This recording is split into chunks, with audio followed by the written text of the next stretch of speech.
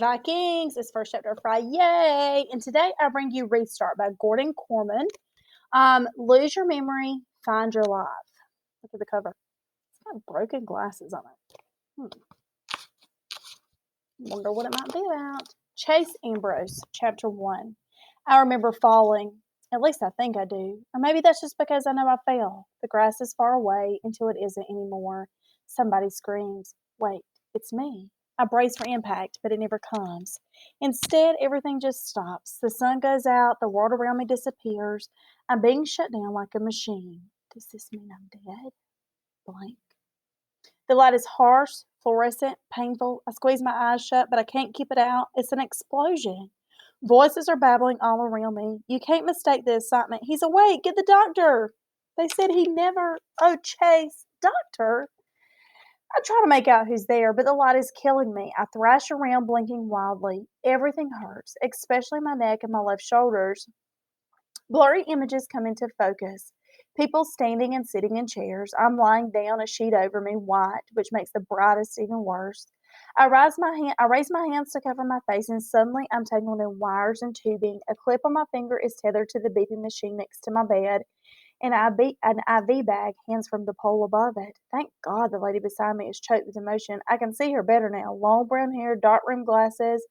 When we found you lying there, that's all she can manage before she breaks down crying. A much younger guy puts an arm around her. A white-coated doctor bursts into the room. "Welcome back, Chase," he explains, picking up a chart on the clipboard. "How do you feel?" How do I feel? Like I've been punched and kicked over every inch of my body, but that's not the worst part. How am I supposed to feel when nothing makes sense? Where am I? I demanded. Why am I in the hospital? And, who are these people? The lady with the glasses gasped.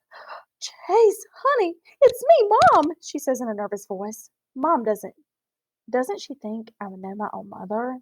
"I've never seen you before in my life," I bluster. My mother is. That's when it happens. I reach for an image of my mom and I come up totally empty. Ditto, dad or home or friends or school or anything. It's the craziest feeling. I remember how to remember, but when I actually try to do it, I'm blank, like a computer with its hard drive wiped clean. You can reboot it to the operating system and it works fine, but when you look for a document or a file to open, there's nothing there. Not even my own name. Am I Chase? I ask. While my other questions sent murmurs of shock around the hospital bed, this one is greeted with silent resignation. My eyes fall on the chart on the doctor's hands. On the back of the clipboard is written Ambrose, comma, Chase. Who am I? A mirror, I exclaim. Somebody give me a mirror. Perhaps you're not ready for that, the doctor says in a soothing tone. A mirror, I snap. The lady who calls herself Mom fumbles inside of her pocketbook and hands me the makeup compact. I open it, blow away the loose powder, and stare at my reflection. And a stranger stares back. Amnesia. That's what Dr. Cooperman says I have. Acute retrograde amnesia, the loss of all memory prior to a certain event. In this case, me taking a swan dive off the roof of our house. I know what amnesia is, I tell him, so how come I remember a random word like that, but I can't remember my own name, or my own family, or why I was climbing on the roof to start with? That I can answer, supplies the younger guy, who turns out to be my older brother, Johnny, a college student home from summer. Your room has that dormer window. You just open it up and crawl out into the eaves. You've been doing it as long as I can remember. And did anybody warn me I might break my neck?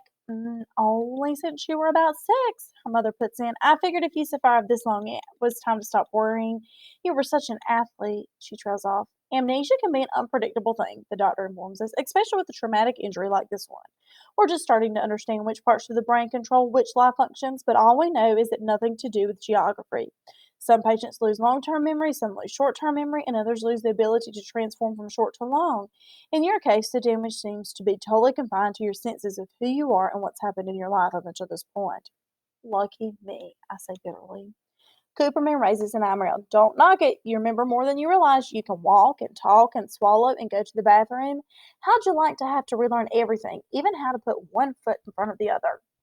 The bathroom part was definitely an upgrade. They say I was in a coma for 4 days before I woke up. I can't say how the bathroom side of things was taken care of during that time, but I'm pretty sure I had nothing to do with it. Maybe I'm better off not knowing. The doctor checks a few readings on my monitor and making notes on my chart and then regards me intently. Are you absolutely certain that you can't remember anything at all from your life before you regain consciousness?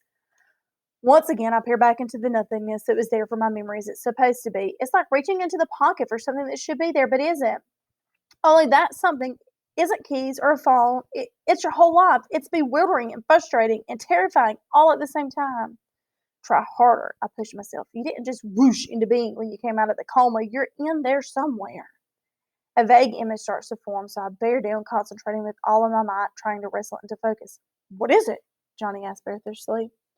At last, the details sharpen into view, and I see a little girl, maybe 4 years old, wearing a blue dress with white lace. She seems to be standing in some kind of garden. At least she's surrounded by greenery. Well, there's a girl. I began struggling to keep the picture in my head.